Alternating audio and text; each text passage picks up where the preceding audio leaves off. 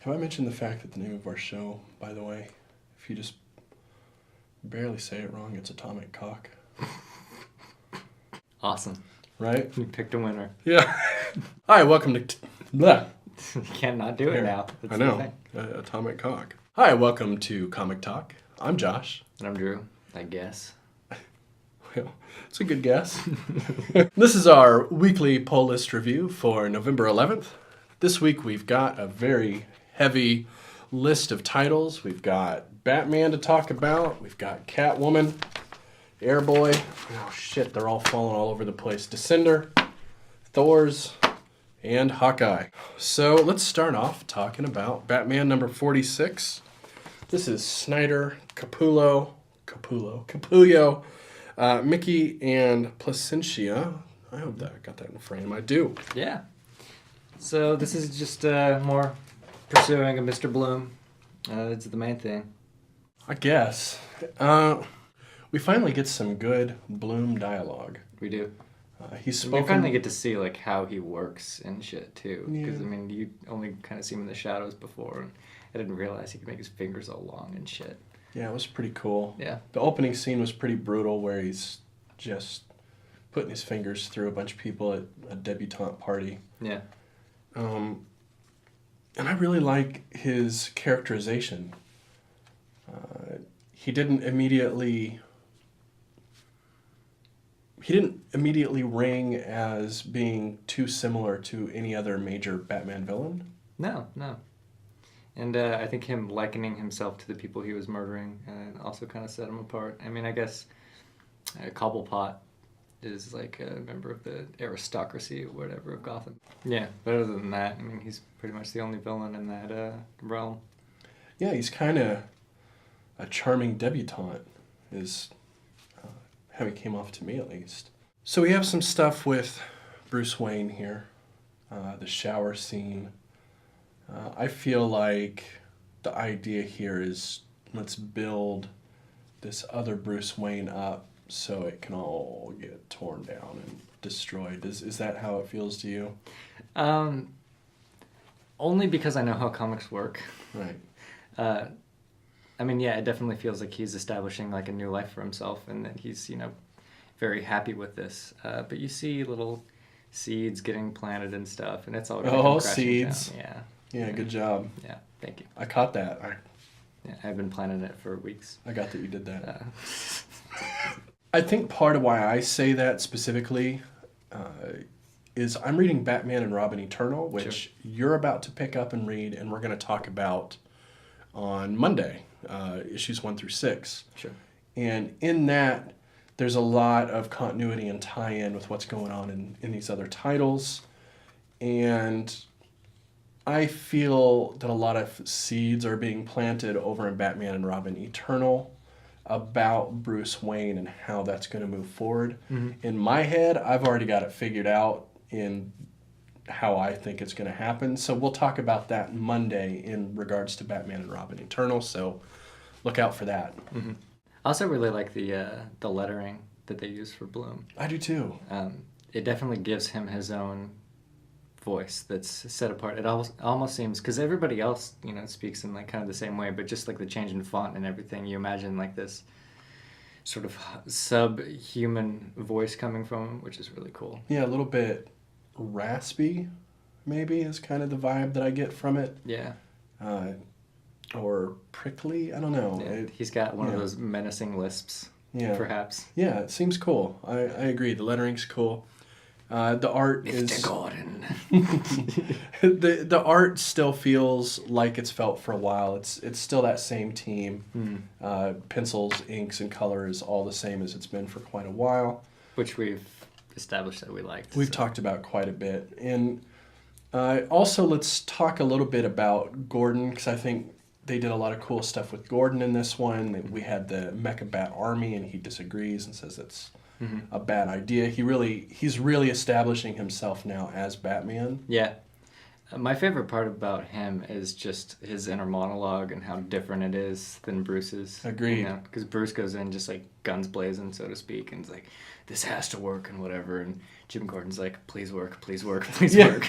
Yeah, I loved please work, please work, please work. That was fantastic. And I agree, it completely sets the tone for how the two Batman approaches are different. Right. Yeah. Like one of them's doing it because he has to do it, and the other one's just trying his best. Yeah. Yeah. It's all a shot in the dark with Gordon. Yeah. All right, well then let's move on to our other DC title this week. This is Catwoman, number 46. This is Valentine, Messina, Carlucci, and Lurich. Eco just kind of murders a bunch of people in this. Yeah. Just really tears everything down single-handedly, more or less. Yeah, this is kind of interesting because we get who has been a supporting character through this whole thing kind of coming in and solving everything in a way that Selina never could. Like, right. Selina toiled through all these problems for issue after issue after issue, trying to very carefully manipulate and play with how everything's working and, create this big web, and it never really worked. In the long run, no. And now we have this other character who gets pissed off and says, well... Yeah, just fuck everybody. They're the problem. Let's eliminate the problem. Right, so what do you think they're trying to say here? What's the point? Well, at the end, we do have Selina just leaving. So I think this is probably Valentine's last issue on the series. So they did have to kind of wrap it up in that way. But other than that, I think they were really trying to distance her for future issues from things that have already happened. Like, she's done this mob boss thing for about 10 months now. And again, we kind of established that it didn't work out. Because she's not somebody like Eco who can just go in and do shit like that. So it's again, she's one of those characters that just tries shit out for a while, and sometimes it works out, sometimes it doesn't. Usually it doesn't. Yeah, usually she it doesn't. ends up as Catwoman again, which we see again here. Right. She's a thief, not a murderer.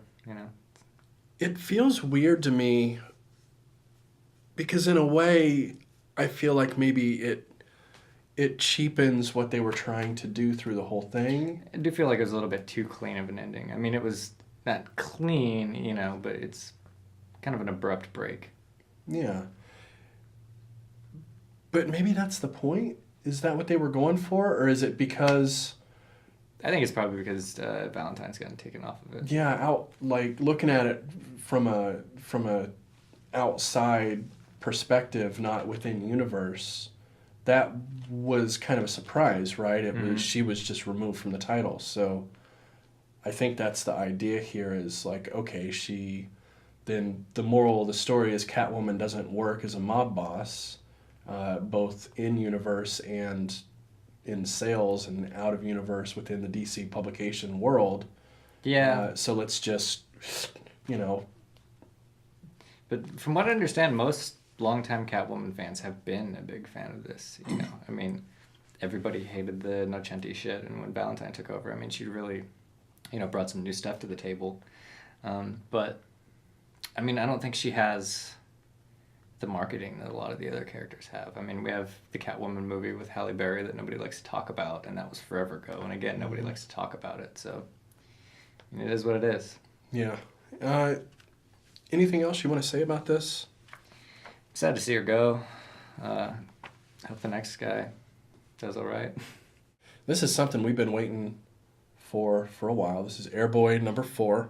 It's Robinson and Hinkle. This is the conclusion to a series that we've loved. I think every issue that we read, the first 3, you and I considered it pretty much the best comic we read that month. Definitely. Each time. So we've been waiting for a while for this, and we were both excited to see this in our pull list today. Mm-hmm. Plot-wise, they try to detonate a bomb to fuck over the Nazis, it's basically. Right, yeah. It, in an appropriate fashion, I think, because they're in Airboy world for most of this, it's a relatively straightforward premise. Yeah, go, they're fighting the Nazis and they need their help, so they go and help them. Right. You go detonate the bomb, we'll fly around in the air and shoot people. A classic comic book setup for a quick story of blowing up a bridge. But as with all the other issues of this, really the magic is in the characterizations and how people interact with one another. Definitely. And how these characters interact with the world that they're in. Mm-hmm. Yeah, I really like the end sequence when Robinson is just digging into him and telling him like why he's a piece of shit, and yeah, I like that they kind of like name drop some people towards the end, which is interesting. All in all, yeah, it definitely didn't disappoint. It's not necessarily the conclusion that I saw, but it makes sense. Yeah. Yeah, there's a lot of great moments while they're doing their thing. And there's a lot of care in how this action scene finale, before like the epilogue, I would say like they wake up and that's the epilogue. But you know, the final action scene, there's a lot of care not only in the writing and how that's taken, with like the ramp up where they're, you know, trying to prep themselves and get ready in their own ways. Right.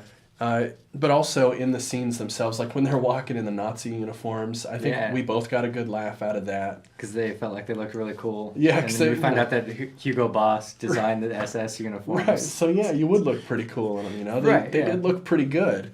And that's a great joke, but it's such a James Robinson kind of joke, where it's not just, here's a funny punchline. There's some work up, and there's... the humor in it is in the discomfort of, you know, that push and pull of feeling cool but being in a Nazi uniform. You know, and you naturally, you know, if you look good, you look good. And I think there's only guys like Robinson, I think, can make a joke like that and make it work. You know, a lot of guys wouldn't have been able to. I think a lot of people would have attempted it, you know? Yeah. Not only is it a tough joke to make, which says a lot about the series, because the series is full of really hard jokes to make. We saw some jokes that, you know, got different communities really pissed off about this book. You know, but he goes and he makes those jokes anyway, which is good for the comics medium, because a lot of guys don't go there. They don't try to make these, you know. Controversy is cool. If I learned anything from any sort of pop culture, it's that controversy is cool. Yeah, especially when you're pushing buttons to try to make a point, or to, you know, when it feels like there's more to it than just a simple gag. And none of this feels like a simple gag. Yeah, well, there was one part where he forgot his U.S. Army uniform to change into, and then he just kind of gives him the doe eyes because he's like, fuck you, that's your problem. Yeah, it was great. Yeah, like the Puss in Boots, like the... Yeah. Like, please. Yeah. There was a lot of great moments, like after he pushes him over the bridge and you see him turn to run in one panel and he gets a couple steps and you see him stop and turn around to go say, I hope you can swim. Like, I just threw you over and I just realized. Oh, by the way. Turned and goes back to look, you know. The care of these scenes is really where all the humor is. It's the way it's constructed and put together that makes it funny, and not just the jokes themselves. Yeah. And that really goes to Robinson and Hinkle working together here to make these jokes, and just the dialogue in general work. Yeah, it's very masterful in a brash kind of way. And so the last thing we get is that epilogue where they're back in their hotel room, or was it a hotel room? Yeah, it was a hotel room. Right. And we get that whole conversation, which I don't want to spoil because it's so good. You should just get this and read it. Again, one of my favorite things I've read in quite a while. Yeah. Even just that section alone, I could have just read that and I would have been like, wow, that was a really great short little comic. Yeah, it's like a 49-cent book. 5 pages. Yeah. Right, or something you pull up on the web and read, you know, something like that. It would have been great in that format. It was pretty awesome little... do you think it's actually I still wonder how much of this is biographical or autobiographical and how much of it is fabricated. I think that's part of the point, though. I do too, which is fantastic, yeah. Blurring the lines. Yeah. Descender number 7, this is Lemire and Wynn, or Nguyen if you're an idiot. Tim 21 meets Tim 22, who is quite a different Tim. We also get to see what Tim 21's older brother, so to speak, has been up to, and it's a bit nefarious. Right. Yeah, so we get, first of all, there's a really cool new character that's mysterious through this whole thing. There's some reveal as we get to the end, but I really liked the character. I thought His brother? Yeah. Well, Yeah. Spoiler! Well, okay. Yeah, he was really cool. Definitely kind of like a bounty hunter kind of feel to him, you know, mysterious identity. He's got the mask and scars and shit. And, Right. yeah. And I like the feel of the character. Like you said, I like the way he looks, the way he operates. It's just a cool Star Wars-ish kind of dude, I think. You know, he really reminds me of like a bounty hunter, like a Boba Fett or you know, that kind of character, which I guess he is literally a bounty hunter, isn't he? Mm-hmm. He's bounty hunting robots, so it makes sense. But aside from that, yeah, all the other characters are great. I really like how fast the plot moves in this series. It's very fast in this, yeah. It's just, he's got a lot of plot and story here that we're just churning through. We're not... Sometimes it's hard to keep up just because, I mean, with any sci-fi thing, like, you have to make a lot of shit up in order to create your own universe and stuff. But I never feel too lost with this. Right. Well, it's definitely like a action-adventure romp. You know, we don't spend a whole lot of time in one place or dealing with one set of people. For Lemire especially, this is very much a bit of a departure for him. Oh yeah, I haven't read anything else that would be comparable to this by him. Yeah, because a lot of his stuff is very character-driven, a lot of interpersonal Yeah, and there's stuff usually going on. not a lot of characters that he's dealing with at one point in time. I mean, Right. you know, I think Sweet Tooth at its most dense was maybe like 5 or 6 characters, and you know, they only lasted for a little bit, and you know, most of the characters didn't have the same significance as, you know, the couple main ones. But this feels like, I mean, it's like a team book, you know? Right. Well, and the characters just change, too. The people get left behind, new people get added on, they jump on a new ship with new people, fly to this new place, 7 more people show up. Yeah. It's definitely this big adventure, and we're rotating through people. Like, really, Tim 21...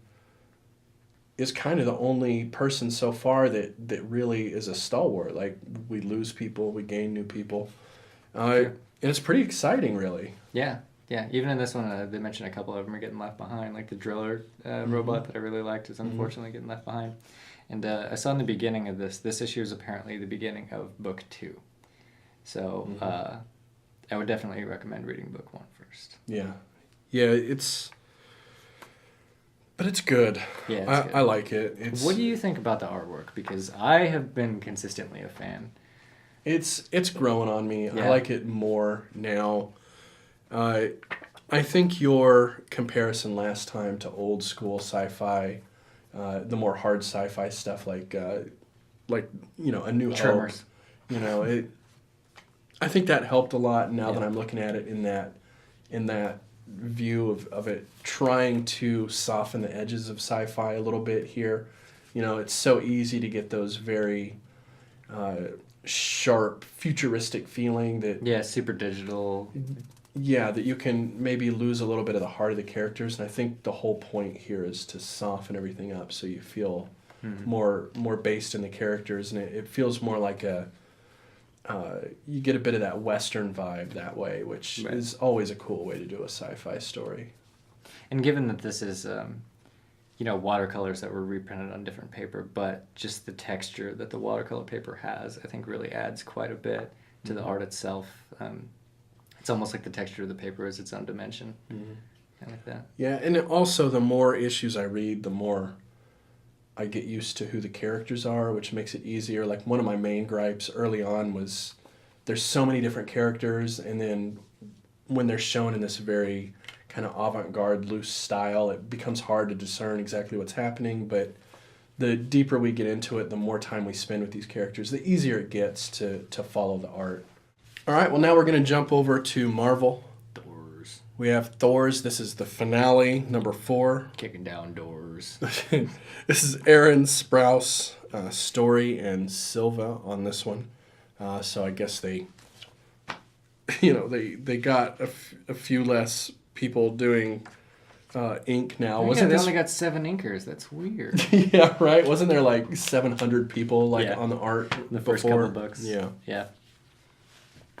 Well, this one's the last issue, so everything kind of...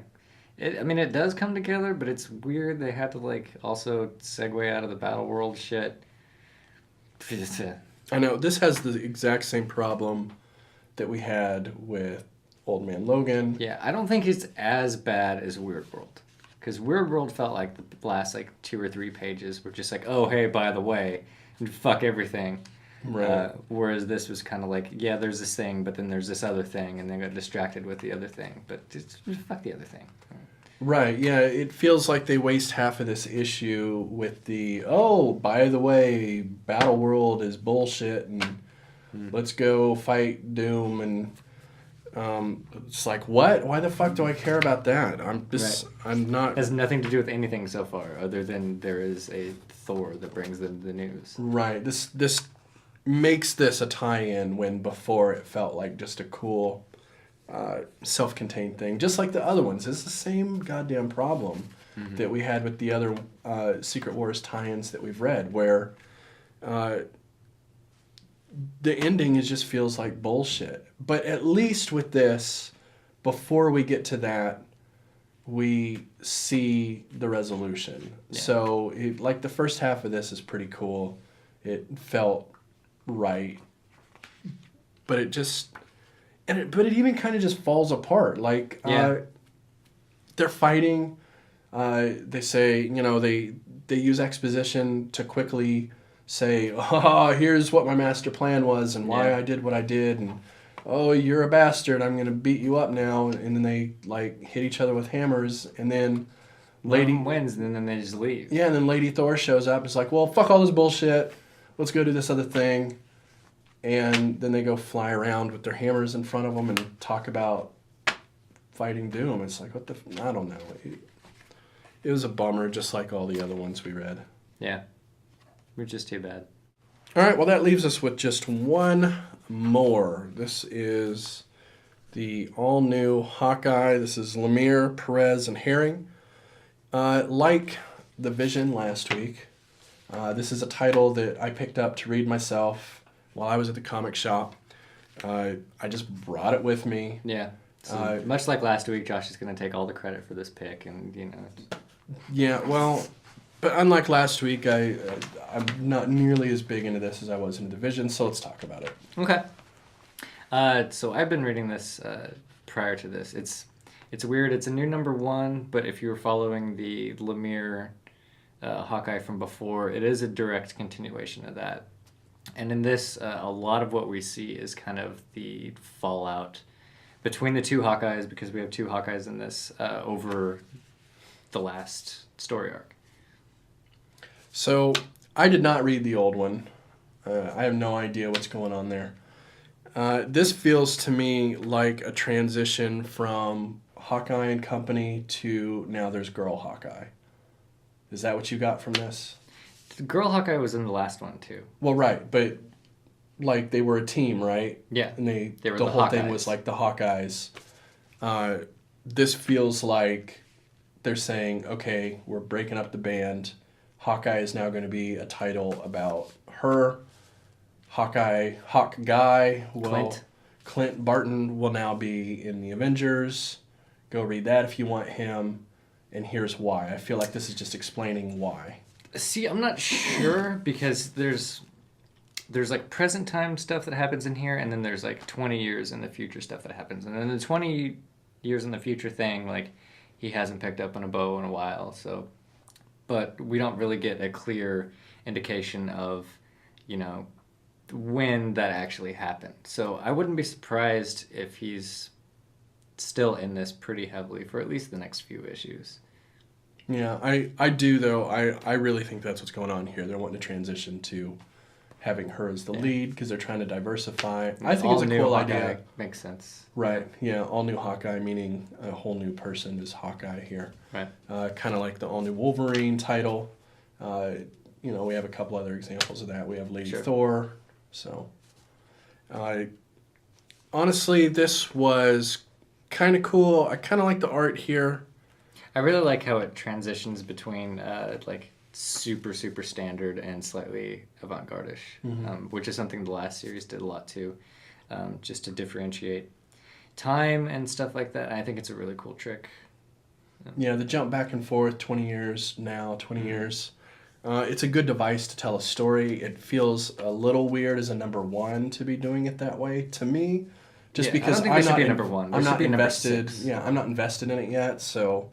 I would have liked to have just seen like now, a little bit more, so I know what the status quo of the book is. Right. Whereas moving back and forth, I like, okay, is this going to be the status quo? Or are we going to do this and then jump and then this and jump? Is that the idea here, or is, Yeah, it's hard to say.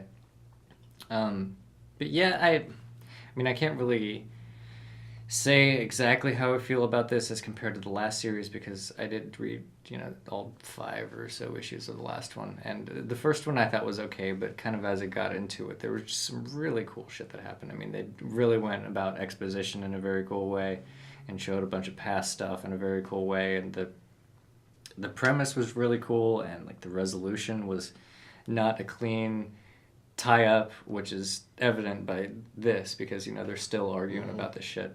Well, they still end up arguing about it 20 years later. Right, yeah. So I'm excited to see where it goes. As a standalone, this is not going to make my top picks for the month. No. But I did really like, again, the last incarnation of this, so yeah. I like the characterizations a lot, especially of Clint. I feel like this is a much better Clint than what a casual audience would understand Clint Barton to be, like somebody who's watched the movies. Mm-hmm. Man, that character really gets the short end of the stick in the films. I don't know why Whedon decided to do that with him, make him kind of a stick in the mud. He doesn't have any powers in fucking Ultron, man. Yeah, I mean, they turned him into this real straight sort of S.H.I.E.L.D. agent guy, which always seemed weird to me because, Hawkeye to me has always been the heart of the team. He's the guy that, makes the jokes, and he's kind of the Green Arrow. They're very similar characters, I've always felt. I did like that they're still pushing this idea of him going deaf. He's got the hearing aid, especially in the later. I didn't notice it in the earlier stuff, like the now stuff. Mm-hmm. You've read more of this Hawkeye series. Is that a thing? Yeah, it's a thing. That's cool. His hearing aid gets knocked out sometimes, and people are talking. He has no idea what the fuck they're saying. Yeah, that's cool. I like when they've done that with this character. I'd like to see him go further with it. I love the idea of basically a deaf Hawkeye. I think I've always thought that was the coolest representation of him. Yeah. Makes him more human a little bit, He's handicapped. Right. But he's handy-capable. Right, yeah. So, I didn't love it. I liked it. Okay. We'll see where it goes. Well, that pretty much wraps it up for us this week. You can check back with us on Monday when, like I said, we're going to do Batman and Robin Eternal. We're going to look at number 1 through number 6. See what we think of that. It's pretty heavily tied in with the Batman continuity. It's been pretty interesting so far. So we'll talk about that, let you know what we think, kind of hash it out on it. Yeah. Yeah. And then, next Wednesday we'll do this again. We always do. And the following Wednesday after that, we're going to look at Runaways Volume 2. The following Monday after the next Monday. Right. Yeah. So in a couple Mondays. It's going to be a while, all right? Just deal with it. Other than that, all the normal stuff. Like us and subscribe and check out our Twitters and tweeting and Facebook and Instagram and Zanga and Live Journal. Our live journal. We got a really sweet live journal where we talk about all of our favorite new metal bands, like the Papa Roach concert that we went to, and our mom gave us money to get T-shirts. Yeah. We talk about that, which was pretty cool because I got a really cool one that had like a roach on it. Oh, yeah. Yeah, it was really neat, man. You should check that out. We talk about all that kind of stuff. Chicks are super into like cockroach T-shirts, dude. Yeah, I know. No idea. I know, right? Just like that and some Axe body spray and you're fucking set, dude. Right. Yeah. We actually do Axe body spray reviews as well. I prefer the chocolate scent there, which is a thing that exists. Is it? Yeah, that's a thing. So, Okay. So check that out. Again, that's on our live journal. Yeah. Yep. All right. Bye.